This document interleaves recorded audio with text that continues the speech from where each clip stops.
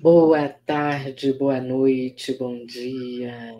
É com muita alegria que damos continuidade à jornada do Grupo Miramês de Fürstenfeldbruck, na Alemanha, em parceria com a Rádio Estação da Luz.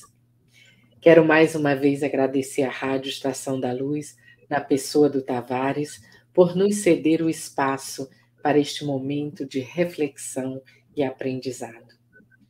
O objetivo deste programa é trazer a doutrina espírita e os conhecimentos do espiritismo para o maior número de pessoas que tivermos a possibilidade de alcançar.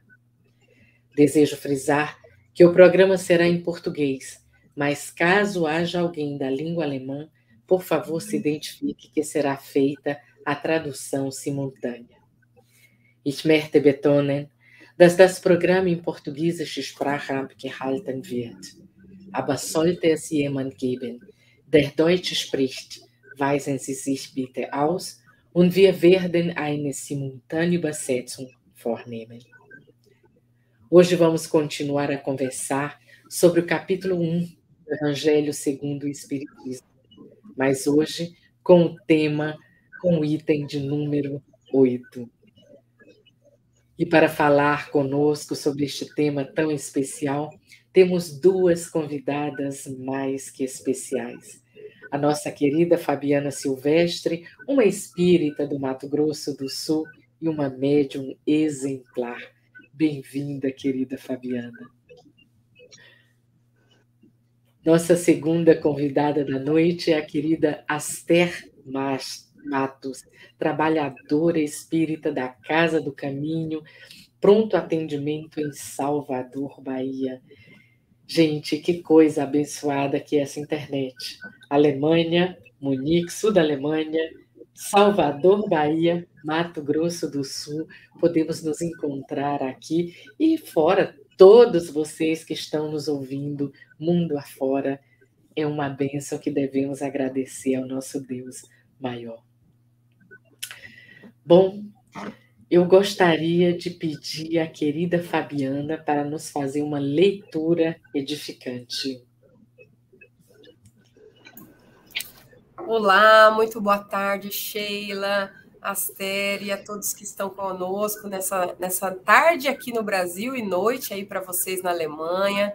Eu acabei me atrasando um pouquinho para entrar, peço desculpas, tive um pequeno imprevisto aqui. Mas vamos então ao estudo de hoje, ao tema maravilhoso do Evangelho segundo o Espiritismo, né? Que nos traz uma reflexão muito maravilhosa sobre esse capítulo 1, não vim destruir a lei, né? Palavras de Jesus a todos nós, neste capítulo que tem entre os seus tópicos, né? Ele vai falar para a gente um pouco sobre as três revelações, Moisés, Cristo, Espiritismo, a aliança da ciência e da religião e as instruções dos espíritos, e, por fim, a nova era, né? Que é o momento de transição que todos estamos vivenciando. Eu gostei particularmente, vou ler para vocês o trecho de Mateus 5, 17 e 18, que introduz esse conteúdo no Evangelho. Então, ele diz assim: não penseis que eu tenha vindo destruir a lei ou os profetas. Não os vim destruir, mas cumpri-los. Porquanto, em verdade vos digo que o céu e a terra não passarão, sem que tudo o que se acha na lei esteja perfeitamente cumprido, enquanto reste um único iota e um único ponto. Mateus 5, 17 e 18. Então, essa é a passagem bíblica que introduz também o capítulo, e hoje, em especial, como a Sheila nos passou, o item 8, que trata da ciência e religião, dessa aliança entre ciência e entre religião. É um tema muito atual, né? Se a gente for parar para pensar, como que o Evangelho sempre gosta de dizer que ele é para nós um verdadeiro roteiro de bem viver, porque ele é muito atual. A gente pode ler em qualquer momento da nossa vida, ele vai continuar presente, ele vai continuar muito, muito real para nós. E eu gostaria de lembrar as palavras do Dr. Décio Iamboli Júnior, que é um médico. Um pouquinho, a gente falta pressa inicial, Fabiana. Desculpa, era a primeira leitura. Eu tinha pensado agora só rapidinho uma leitura antes da gente entrar no tema, mas está tudo certo. Você já fez uma introdução maravilhosa para a gente. Ok, e aí eu gostaria de pedir agora para a Aster, né, fazer para a gente uma oração inicial, abrindo o nosso programa. Agradecemos ao Mestre Jesus pela oportunidade de estarmos aqui reunidos nessa tarde, nessa noite, no dia em que a gente celebra não só hoje, mas todos os dias a oportunidade da reencarnação, a oportunidade que nosso espírito tem de evoluir neste planeta que nos acolheu com braços tão amorosos. Agradecemos ao Mestre a oportunidade de estarmos aqui e rogamos a sua presença em nossa vida para que conduza os nossos passos com amorosidade rumo à fraternidade universal, hoje e sempre. Bom estudo para todos nós. Muito obrigada, querida Aster. E, bom, eu também vou fazer um pequeno preâmbulo do tema, né? Porque neste item 8, Kardec nos apresenta o conhecimento das leis. Tá? O item 8, volto a repetir, está nos falando da aliança da ciência e da religião. E ele nos fala desse conhecimento das leis que regem o mundo espiritual e suas relações com o mundo corporal. Leis tão imutáveis como as que regulam o movimento dos astros e a existência dos seres, como um traço da união entre a ciência e a religião. Kardec considera a ciência e a religião como sendo as duas alavancas da inteligência humana, ou seja, um instrumento de seu desenvolvimento, reconhecendo que a primeira revela as leis do mundo, que seria a ciência, e a segunda revela as leis do mundo moral, que seria as religiões. Como ambas têm o mesmo princípio, que é Deus, elas não deveriam se contradizer. Ambas deveriam andar juntas, facilitando o desenvolvimento do homem. A incompatibilidade de se acreditar existe entre ambas, que uma não acredita na outra. Isso é devido a uma falha de observação e do excesso de exclusivismo de uma parte e de outra parte. A ciência definiu seu campo de ação em sendo apenas os fatos materiais. E a religião se manteve firme em seus dogmas, ignorando as descobertas da ciência. Kardec compreendeu a importância dos ensinos espíritas na revelação do mundo espiritual, nas suas leis, nos seus habitantes, na sua influência. Ele percebeu que com esses estudos dessa nova ciência, que é também o espiritismo, como eu posso dizer? Ele percebeu que a ciência deixará um dia de ser exclusivamente material, levando em conta também o elemento espiritual do homem. E a gente já viu que já existe alguma coisa nesse sentido. A coisa está se modificando lentamente, mas está modificando. A religião, por sua vez, tem que acompanhar as comprovações científicas, porque senão não faz sentido. Qual o sentido que tem hoje você dizer que Deus mora no céu? Quando os telescópios estão dizendo que lá no céu não tem nada? Que lá só tem o vazio, a matéria negra, outros planetas, outras galáxias. Então a religião tem que também aceitar tudo aquilo que a ciência comprovar. E isso Kardec já escreveu.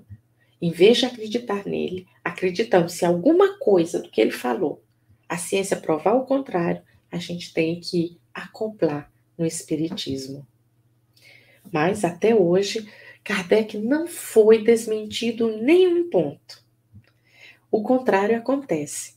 A ciência caminha na direção da descoberta do espírito imortal e seus princípios, como os da reencarnação, da influência do mundo espiritual sobre os encarnados, e cada vez mais são aceitos por pessoas não espíritas, inclusive por muitos médicos.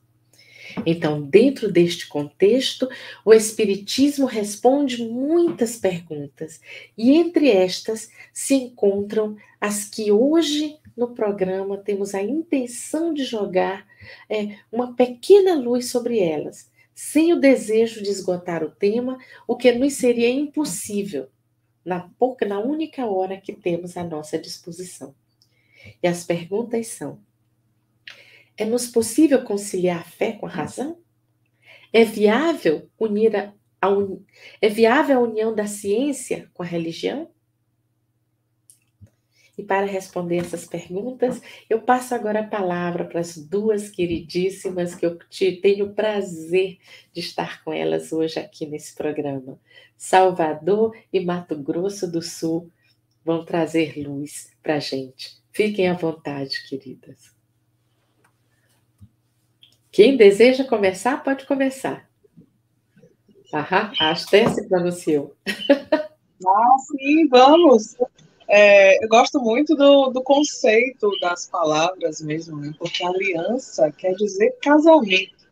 E se a gente for para o ponto de vista sociológico da coisa, o que é um casamento? Casamento é a união de duas partes que se amam, que se acolhem, que se ajudam, que colaboram, que servem uma à outra, né? Então, a aliança entre a ciência e a religião deve ser exatamente isso. Um casamento entre as duas partes. Um casamento onde tanto a ciência quanto a religião colaboram uma com a outra, né? Auxiliam, ajudam e servem uma à outra. A partir do momento que neste casamento, nesta aliança, uma das duas partes se sobrepujar, achar que tem a razão, porque é assim que começam, não é? As brigas dentro do casamento, quando uma das partes acha que não, a razão está comigo, e então não leva em consideração a sua opinião e se sobrepõe. De igual modo, nesta aliança entre a ciência e a religião, se uma das partes, como na história já aconteceu várias vezes, a gente tem exemplos aí à vontade, onde uma das duas partes acha que tem a razão, acontece os massacres, né? E a gente tem história de povos, a gente tem história da humanidade provando isso, quando, por exemplo, no meio das guerras, porque acontecem muitas guerras, porque uma parte de um dos povos tem um grande acúmulo de conhecimento na área científica, né, e cria apetrechos para a guerra, por exemplo, mas de igual modo, utilizam também da ciência para criar cura, vacinas, remédios. Não é isso, Fabiana?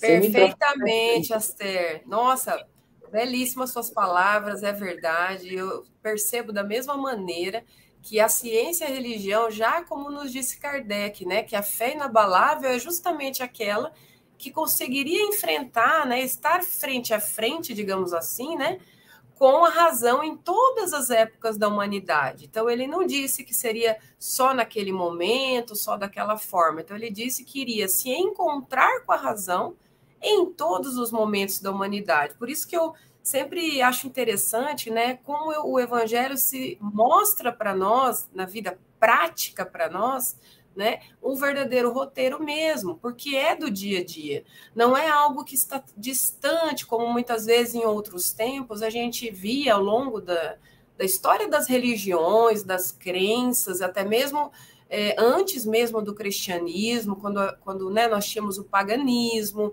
a gente tinha o culto à natureza, os entes da natureza, né? Havia todo um entendimento naquele momento, e a gente veio caminhando até chegarmos aí à doutrina espírita, ao ensinamento de Kardec, que se mostra perfeitamente presente hoje.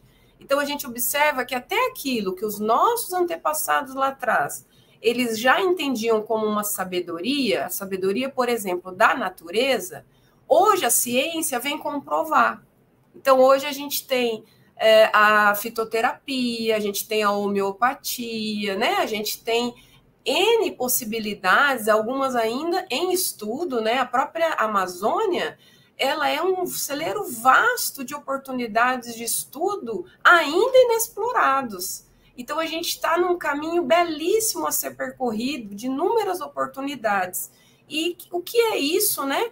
Que não também aliado com... Por que eu digo aliado com a religião, sabe, Esther? Porque com a religiosidade, eu diria, não é bem a religião, né? Mas a espiritualidade, Kardec falava, né? Porque a gente vai entendendo, vamos visualizando que tudo é regido por algo maior, né? Aliás, eu gostaria de lembrar, né? Eu gosto muito do livro No Mundo Maior, inclusive, terceiro livro, né, da Lavra do André Luiz, em que ele fala sobre isso. Só que aí ele fala pela perspectiva do corpo humano, né? E ele traz para a gente um pouquinho do estudo do cérebro. E é interessantíssimo isso, gente, em 1940, né? Quantos anos atrás aí, ele falando do cérebro, dos lobos, que a gente tinha a parte mais atrás aqui do nosso cérebro, mais primitivo, relacionado ao cérebro reptiliano, ao homem ancestral, né?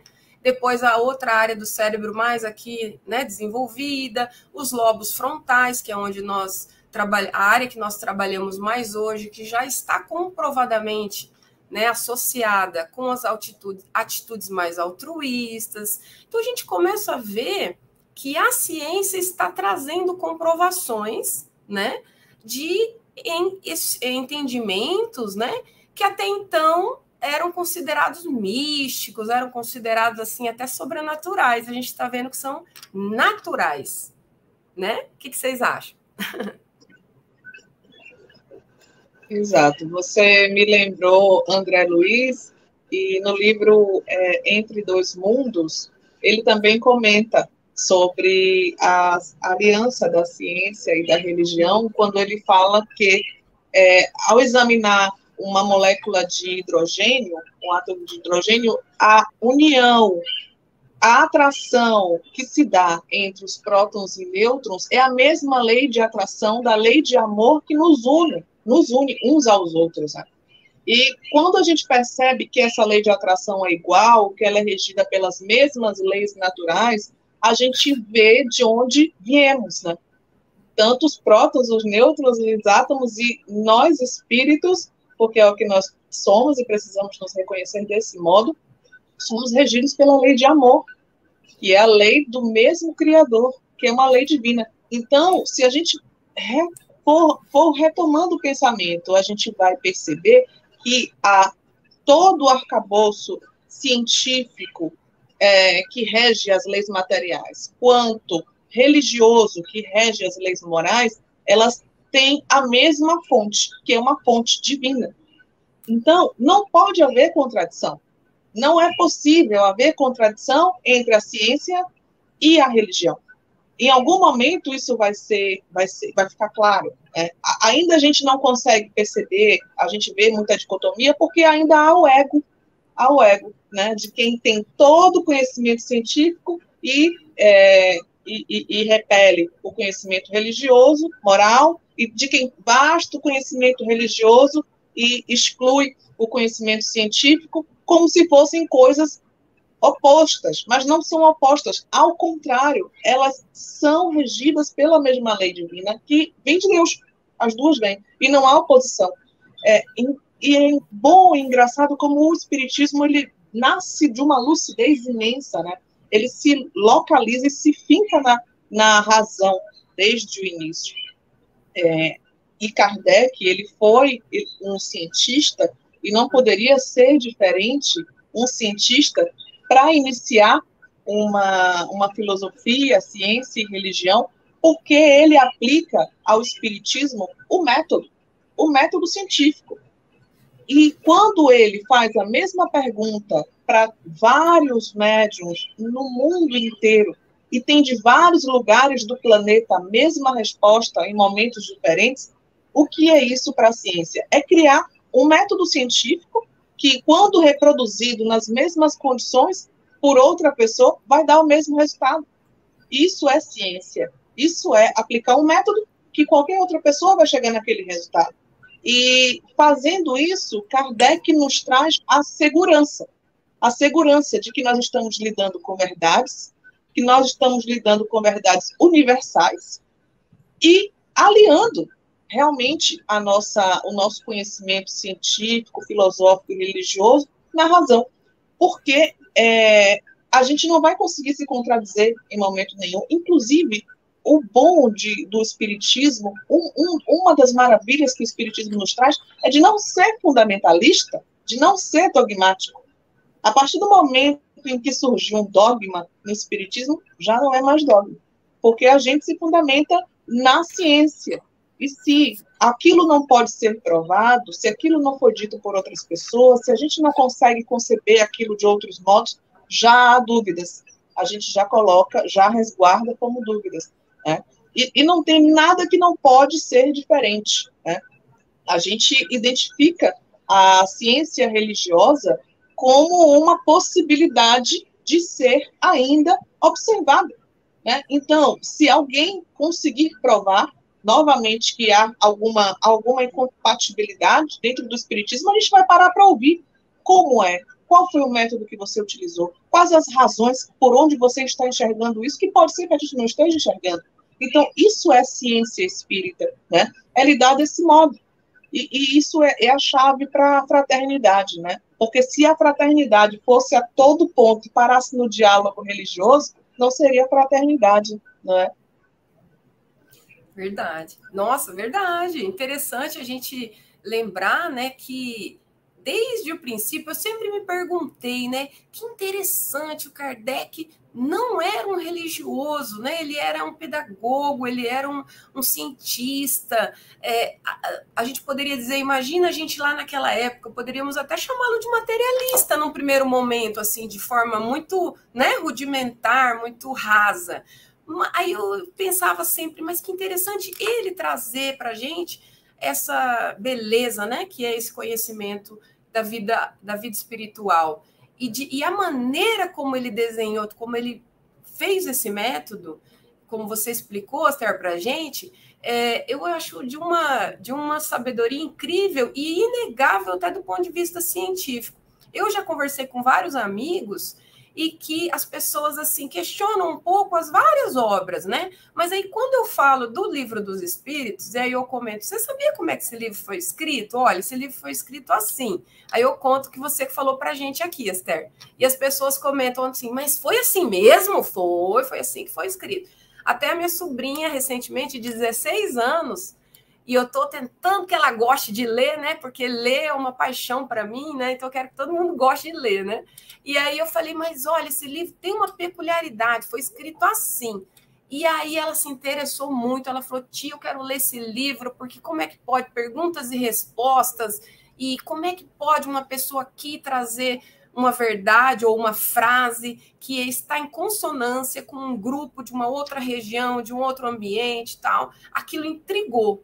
E a partir desse questionamento, dessa curiosidade, as pessoas foram, no caso, ela foi querer ler, foi querer buscar, foi querer aprender. Então, é maravilhoso que temos em nós essa semente aí, esse desejo de conhecer, de aprender, né? Porque nós temos esse desejo, eu diria, um dos desejos centrais, que é a evolução, né? Então, a gente sabe que a gente está aqui para avançar, mesmo que não conscientemente saibamos, mas a gente tem um ímpeto de buscar o melhor, né? Em nossas vidas, no âmbito material, no âmbito social, né? No conhecimento, nas relações. A gente é impelido a essa busca, né? Então, até mesmo, eu diria, eu tenho amigos que se dizem, né, totalmente materialistas, não tem uma crença, mas aí você pergunta, o que você pensa sobre determinado tema?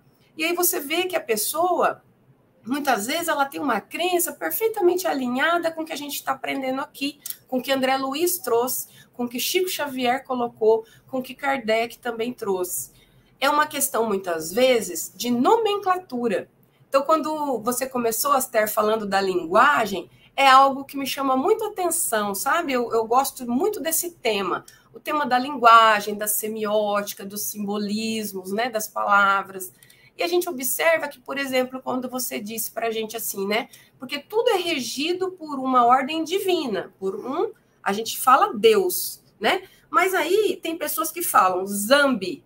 Aí tem gente que fala assim, arquiteto do universo. Aí outros dizem assim, força cósmica universal. Aí, olha que interessante, eu estou cursando psicologia, né? E aí, lá na faculdade, a gente tem vários segmentos, várias linhas de pensamento, como todo mundo sabe, né? E aí, alguns amigos, eu percebi um dia fazendo um comentário, eu fui e citei Deus. Todo mundo torceu o nariz, assim, sabe? Do tipo, isso não é científico, né? Aí eu fiquei pensando, numa outra aula, eu tive a oportunidade de falar sobre um outro tema, e aí eu falei assim, gente, mas aí nós temos que pensar, porque eles chegaram num ponto de discussão em que não havia mais o que poderia por explicar. Aí eu disse, não, mas aí entra, gente, o intangível. Eu falei essa palavra, intangível. Aí todo mundo existe o intangível. Para mim, o que é o intangível? Deus. É o intangível, aquilo que eu não pego com as mãos da matéria, mas existe. Influencia a nossa vida, influencia todas as coisas. E como não influenciar a ciência? Certamente influencia a ciência, né? Eu lembro que o Décio Iandoli Júnior, né, que é um médico brasileiro, conhecido por muitos de vocês que nos assistem também, ele fala uma coisa que às vezes nem todo mundo pensa muito sobre isso. Ele fala assim, ao contrário do que muitos dizem, muita ciência não nos afasta, ela nos aproxima de Deus. Porque à medida que a gente vai conhecendo, né, a origem de algumas coisas, de alguns processos, desde a minúcia da célula, do átomo, da menor partícula, até o espaço sideral, o universo e multiversos, a gente vai ele fala, né, que a gente vai percebendo como tudo está encadeado numa ordem, que é o que a Esther colocou aqui para a gente, né, Esther? Essa ordem que algo dirige. Então, se existe uma ordem, existe algo inteligente, né? E o que seria, então, né? Se não, o nome, aí cada um vai dar o nome que achar melhor, né, Esther? Exatamente, né? E a gente respeita as opiniões, mas quando, de fato, a ciência ela deixa as coisas mais fáceis. Mas quando o conhecimento ele é afastado das pessoas para criar aquela noção de distância, né? Aí torna-se, dá aquela impressão de que o conhecimento científico ele é algo que não é para mim. Mas não é assim.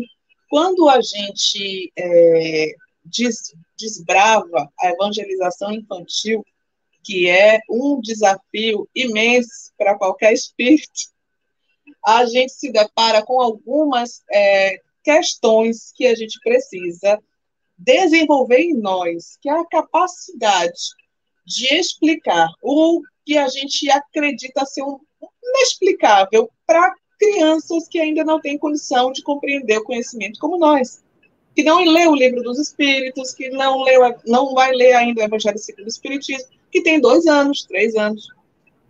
E como é que explica isso tudo, né? A gente se utiliza da razão. E cria métodos para isso. Você estava falando, Fabiana, eu estava me lembrando de alguns exemplos que a gente utilizou lá na Casa do Caminho, né? Para falar da imortalidade, a gente trabalhou uma vez com o perfume. Aí a gente falou assim para falar de Deus, né? Falar do Espírito. Que Deus existe, existe, mas eu não estou vendo, eu quero pegar, eu quero sentir. Vamos fazer o seguinte: pega aí um perfume. Aí, tá sentindo alguma coisa no ar? Não. Aí a gente colocou o perfume. E agora? Olha o cheirinho agora, eu estou sentindo o perfume. Mas cadê ele? Você está vendo? Não, não estou vendo. Está pegando? Não, não estou pegando. E ele existe? Existe. Eu sinto, ele existe. E lhe causa boa sensação? Me causa uma ótima sensação. Eu adorei esse cheirinho. E a criança se encanta com a verdade. A criança, ela é acolhida pelo conhecimento, pela razão. E é assim que a gente vai trabalhando esse espírito, né? Um outro exemplo também sobre imortalidade, que a gente utiliza a razão, e a gente utilizou com adultos. Estou falando isso porque, muito provavelmente, assistem a nós agora também pessoas que podem estar se perguntando: mas o que eu sou? Será que eu realmente sou espírito? E como é que o espiritismo não pode provar que eu sou um espírito? E para onde eu vou e de onde eu venho? A gente trabalha, sabe como? A gente entrega uns papeizinhos escrito assim: eu sou, no início da atividade, para todo mundo. Só um papelzinho escrito, eu sou. Aí a pessoa lê, os adolescentes lê, eu sou. Aí picota o papel e joga fora. Guarda aquela frase na mente. Depois, no final de tudo, depois de uma hora, a gente pergunta: vem cá, qual a frase que estava ali naquele papel? Eu sei, tia, eu sou. Aí o papel, cadê? Joguei fora, já foi pro chão, no lixo, nem sei onde é que está. Sabe o que é o papel? É o corpo material, que foi embora e a gente nem sabe para onde ele foi. E a frase é o espírito, é o imortal, é o que não acaba, é o que ficou na mente. Então, a gente começa a criar ciência para poder ensinar o espiritismo, e é lindo isso, porque é uma capacidade nossa do ser humano, né?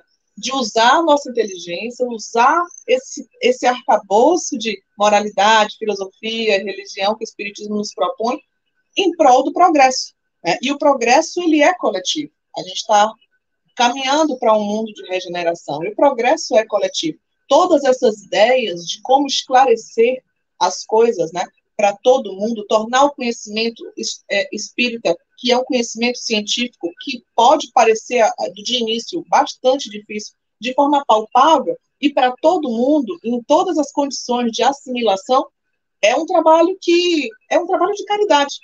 Então, cabe a nós, estudiosos do espiritismo, criarmos esses métodos. Por quê? O conhecimento científico, ele também perpassa por um certo acúmulo de saber. E nem sempre a condição material da pessoa dá a condição de acumular esse conhecimento.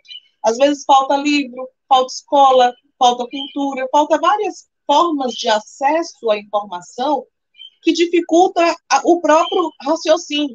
Então, quanto mais a gente aproximar o conhecimento de forma palpável, utilizando palavras menos rebuscadas, muitas vezes, no ambiente que for propício, e colocando a coisa bem fluida e didática, mais a gente vai se aproximar do mundo de regeneração, onde todos vão ter conhecimento, que é a parte da ciência, e moralidade, porque os dois vão estar sendo trabalhados ali ao mesmo tempo, não é? Perfeitamente, perfeitamente, que legal. Eu também penso muito nessa perspectiva que você comenta, viu, Astéria, a respeito da linguagem, porque a gente pode observar como há essa interface, né, entre, até mesmo quando a gente fala em termos de espiritualidade, de religiões. Às vezes nós temos amigos, vamos supor, né? Nós somos espíritas, a gente tem amigos de outras denominações religiosas, ou até não tem. Aí a gente vai conversar sobre um tema, muitas vezes pensamos, mas olha, nós estamos falando a mesma coisa, estamos apenas colocando um outro nome, e tá tudo bem. Mas para mim faz sentido isso. Por exemplo, né, eu tenho um amigo muito católico. Mas eu rezo para o meu anjo da guarda. Que bom! E eu rezo para o meu mentor, converso com o meu mentor, eu falo. Aí ele, e tá tudo bem? Não, tá tudo ótimo. Por quê? Porque são nomenclaturas, né?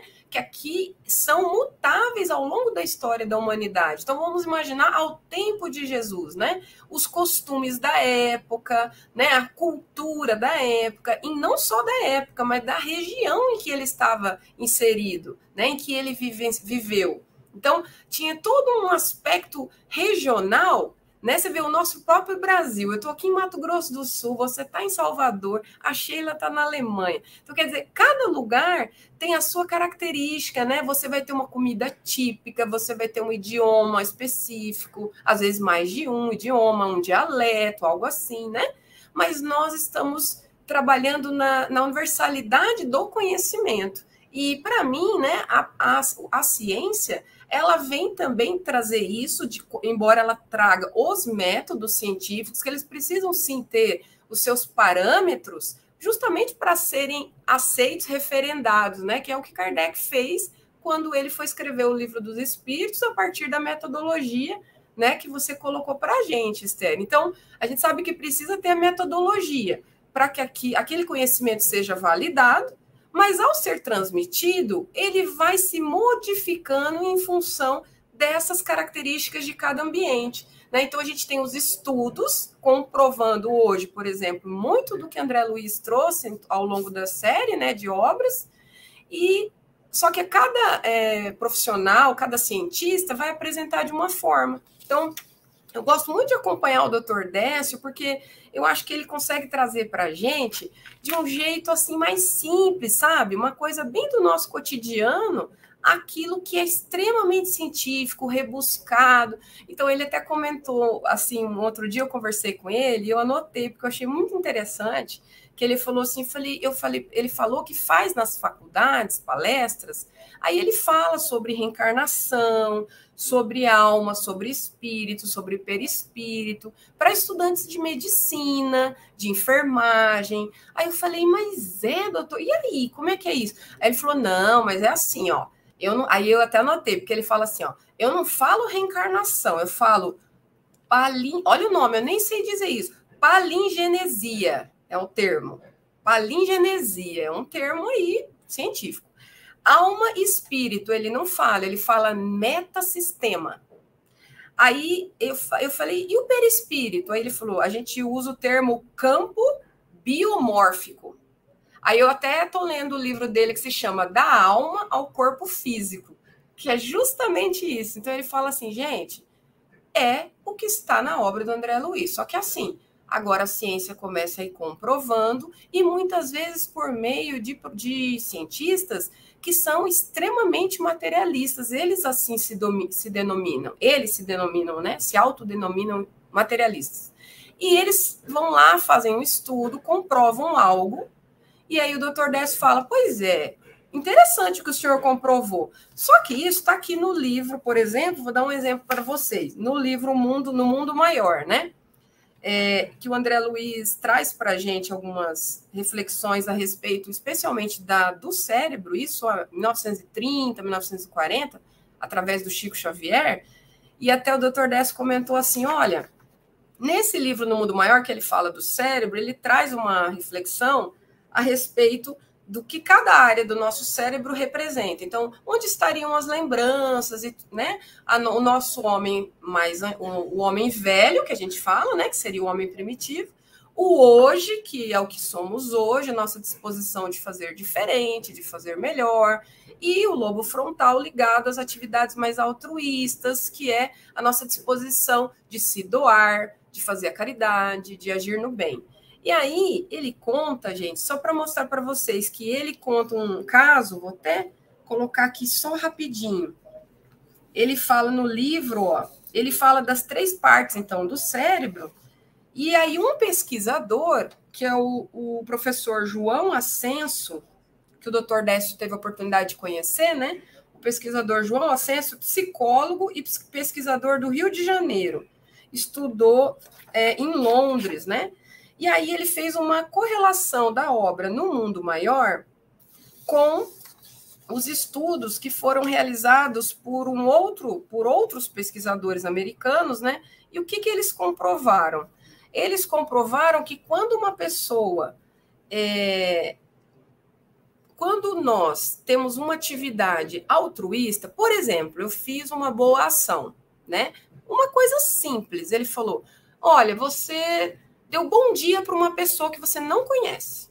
Então, veja bem, você não conhece. Então, você não sabe se ela vai te responder, se ela vai te retribuir, você não sabe. Então, ele fala, quando você faz algo assim, que você nem sabe o resultado, mas é algo bom, você ativa, ele descobriu numa pesquisa que é acendida, como se acendesse uma luminosidade na área frontal. Então, quando acende essa luminosidade, há uma ativação dessa área cerebral. Então, ele falou, quando ativa-se essa área, a gente se sente tão bem, é uma sensação prazerosa, do mesmo modo como se a gente... Olha a comparação que ele fez. Como se a gente tivesse ganhado dinheiro ou comido um doce, um chocolate. Ele deu o exemplo do chocolate. Então, aí ele diz assim, ó, no caso de uma doação formal, vamos supor, eu doei um alimento para uma pessoa que me pediu, que eu não conheço. Aí ele fala assim, no caso de uma doação formal, houve uma ativação também numa área cerebral que está relacionada ao amor entre pais e filhos, que ativa hormônios relacionados, né, ao sentimento de amor, de acolhimento. Então, gente, isso já é a ciência falando. E aí ele pegou esse estudo da ciência do pesquisador americano, aí ele falou assim, então, que interessante esse estudo, né? Mas lá em 1930 e pouquinhos, eu não lembro o ano exato, no livro O Mundo Maior, né? No Mundo Maior, Francisco Cândido Xavier falou isso, junto com André Luiz, né?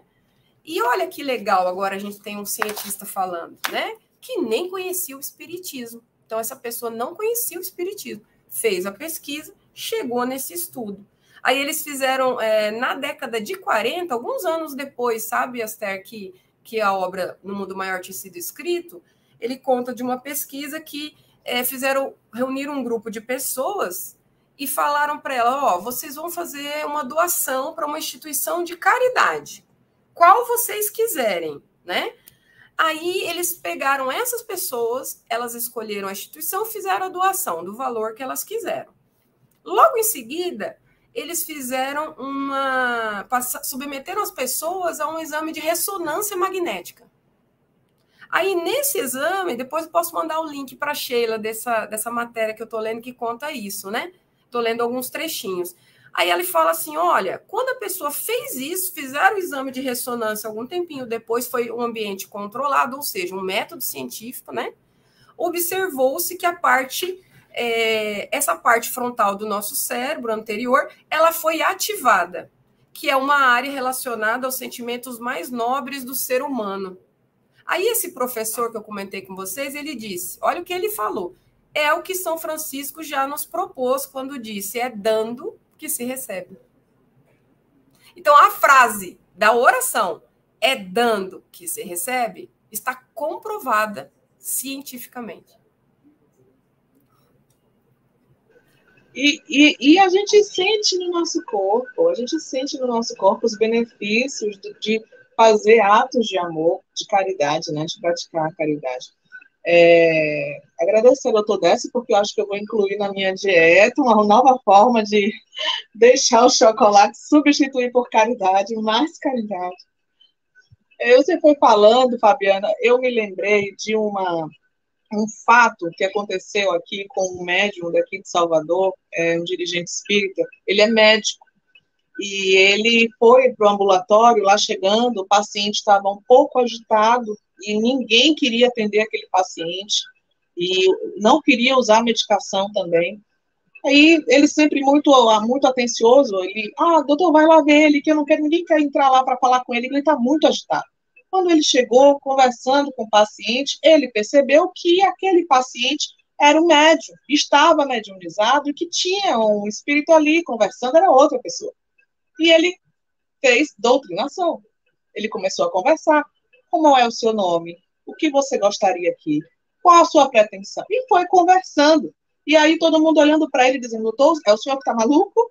Ele, não. O nome disso é diálogo fraterno. A gente precisa chegar no tempo em que vamos acreditar que somos espíritos e que espíritos intermediam corpos. No dia que isso for amplamente divulgado, os ambulatórios, sanatórios e espaços onde as pessoas têm problemas, né, mentais vão diminuir muito o uso de medicação quando a gente aplicar o diálogo fraterno com um irmão desencarnado que está utilizando aquele corpo de um médium para se manifestar e dizer: eu estou aqui, eu estou vivo e estou sofrendo e eu preciso de amor, porque é isso que é uma mediúnica, né? É isso que é a mediúnica. É o momento em que a gente acolhe irmãos que continuam vivos no mundo espiritual para dizer: eu ainda estou aqui, estou precisando de ajuda, não sei o que fazer. E quem, se não o Espiritismo, desvenda o véu de outro lado do sofrimento? Porque a humanidade sofre o tempo inteiro. E existe um outro lado da humanidade que continua em sofrimento, que são os desencarnados, e que não tem muita gente olhando, né? E que no dia que o Espiritismo ele for mais acolhido, né, nessa certeza de que a vida continua, eu acho que vai ser uma sociedade mais feliz em ambos os planos, né? É o que penso. Sheila, queria saber como está o nosso horário para a gente ir aqui conversando, ou se você quer colocar alguma coisa. Tá ótimo, é verdade, Sheila. Gostaria de, poxa vida. Eu estou aqui monitorando o horário e estou assim, enlevada com a conversa de vocês duas. Perfeitamente harmonizadas. Então, incrível. Vocês ainda têm 10 minutinhos. Que interessante. Eu achei muito interessante. Eu nem conhecia a Aster, não tinha tido a oportunidade. Poxa, é uma alegria para mim estar aqui. Estou muito feliz e com essa reflexão que é tão necessária para a gente hoje, né? Como a gente tem percebido, acho que por aí também, né? Vocês devem perceber a necessidade desse conhecimento para nós, né? Não é à toa que lá na antiguidade, né, um sábio já disse: conhece a ti mesmo, né? Como a gente precisa disso, né? Desse nível também. Porque quando a gente fala de ciência, muitas vezes parece que está dissociado do sentimento. E a gente percebe com André Luiz, com Joana de Ângeles, com Hermínio Miranda, com tantos autores que não estão dissociados, né? Eu me lembro, gente, foi muito interessante, quando eu comecei a estudar, né, a psicologia. Aí me falaram assim: olha, eu tô achando, você vai mesmo estudar? Vou, por quê? Porque eu acho que aí você vai deixar de ser espírita. Me falaram isso, eu escutei isso. Aí eu falei: mas por quê? Não, porque você vai começar a buscar um lado mais científico. Aí eu fiquei pensando: mas será que, por que isso vai contradizer? Falei: bom, vou estudar, né? Comecei a estudar. E para mim é uma grata surpresa, assim, né? Cada vez que eu aprendo, eu percebo duas coisas. Primeiro, o tamanho da minha ignorância, né? O tanto que eu ainda tenho a aprender, que é muito mais do que eu imagino. E segundo, eu começo a perceber como estão entrelaçadas essas vertentes. Então, assim, quando a gente fala de amor, tem gente que tá falando de amor como se fosse uma coisa dissociada da razão, né? Claro que o sentimento é o sentir, é a nossa emoção, mas ela também tem uma razão, né? Existe razão no que fazemos, no que sentimos, no como sentimos, né? Tanto é que as emoções, quando a gente fala das emoções, por exemplo, que a gente fala assim: mas tem as emoções primárias, a raiva, a alegria, o nojo, tem até aquele desenho lindo, né? Divertidamente, né? Que é maravilhoso, que fala sobre as emoções, né? É lindo aquele para criança, Aster, eu amo aquilo lá para criança, é maravilhoso, porque mostra cada emoção, né? E aí a gente pensa assim: tem uma emoção que é ruim, tem outra que é boa. E no desenho fica tão claro, não existe uma coisa ruim e boa. Tudo tem a sua função. Então, se estiver em equilíbrio, se estiver adequadamente harmonizado, tudo vai ser necessário. Então, a ausência total de raiva também pode ser uma patologia, uma doença. É uma pessoa apática. A raiva, ela não é só uma coisa, ela não tem que ser destruidora. A energia, tô falando, né? O que é destruidor é o que eu faço com aquela energia. Então, eu posso ir lá e bater numa pessoa, ou eu posso ir e plantar uma horta, e pintar um quadro, né? Escrever uma poesia, limpar minha casa. Quer ver, quando a gente está mais irritada, vou limpar minha casa, vou limpar minhas gavetas, vou arrumar tudo, fica tudo lindo depois, né? E antes você não estava, às vezes, muito animada para fazer certas coisas. Então, o conhecimento que advém é também, de certa maneira, ligado a uma ciência, você conhecer algo, né? Ele nos permite fazer um melhor uso dessas situações, das emoções, e aí a gente passa a vivenciar escolhas mais felizes, né? Então, quando a gente fala assim, quando Jesus mesmo falou, né, uma das máximas do Espiritismo, né, fora da caridade não há salvação, às vezes as pessoas apenas repetem, né? Mas eu fico pensando assim, mas por que fora da caridade não há salvação? Porque existe uma lógica disso. É porque não tem como eu fazer o mal para alguém sem que esse mal não chegue a mim. Assim como não tem como eu te dar uma flor sem que a minha mão não fique perfumada, né? Então, estamos interlaçados, embora sejamos um, cada um é um, no seu passo, no seu tempo, com a sua característica, né? Com a sua emotividade. Porém, caminhamos, como a Esther já colocou bem, de um jeito bem bacana, gostei muito, estamos evoluindo em conjunto, né? Eu brinco, gosto muito, falo para os meus amigos, ninguém solta a mão de ninguém, a gente brinca um pouco assim, né? Ninguém solta a mão em momentos desafiadores que estamos todos vivendo, né? Então, assim, um dia um tá mais assim, o outro vai e levanta. Outro dia o outro que tá mais assim, o outro vai lá e levanta. E a gente vai aprendendo. A ciência, para mim, representa mais um instrumento para isso. Para a gente se conhecer, para a gente se ajudar, né? Então, por que é permitido? Por que a espiritualidade permitiu a medicina, por exemplo? Para que houvesse a possibilidade, né, de buscar recursos terapêuticos, né? O próprio Haroldo fala, às vezes, nas palestras dele, e uma vez me foi muito impactante para mim, né? Ele falou assim, gente, será que existe? É uma justiça divina? Ele falou do ponto de vista da justiça, né? Aí ele falou assim, olha, se fosse justiça, ninguém estava aqui.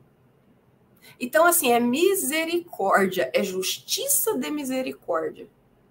Então, nós estamos aqui por essa justiça de misericórdia. E isso em todos os níveis. E isso também no nosso corpo físico, nas limitações que nós temos, que são muito de cada um, né? E que aos pouquinhos a gente vai começando a compreender. O doutor Décio, eu também falo aqui para vocês, ele também é meu gastro, sabe? Então, eu chego lá, né, de tempos em tempos, aí eu vou conversar com ele, aí chego lá, então, doutor, aí ele já fala, como é, né, a gente sabe que, né, somos espíritas, aí ele já, mas e aí, o que aconteceu? É tão bom um médico com esse conhecimento, né, é maravilhoso. Então, que a gente possa ter essa compreensão que somos espírito, né, Aster? Somos espírito, cuidamos do corpo, com tudo que a ciência nos proporciona, mas somos espíritos.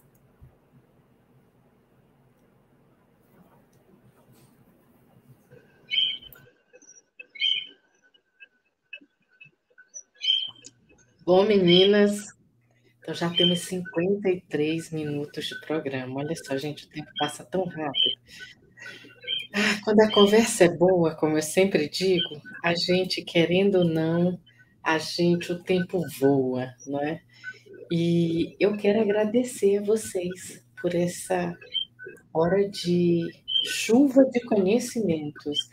Eu estava aqui enlevada ouvindo essa conversa entre vocês. É aquilo que eu sempre digo: 10 minutos com uma conversa elevada valem por horas sem fazer nada. E essa hora me deu muito o que pensar. Vocês trouxeram coisas muito importantes. Desejo aplaudir as duas. Muitíssimo obrigada por terem aceitado o meu convite, por terem compartilhado conosco o conhecimento de vocês. Mas está chegando ao final e eu desejo pedir, deixa eu ver, a Esther, quem foi que fez a oração inicial? Eu já nem sei mais, eu acho que foi a Esther.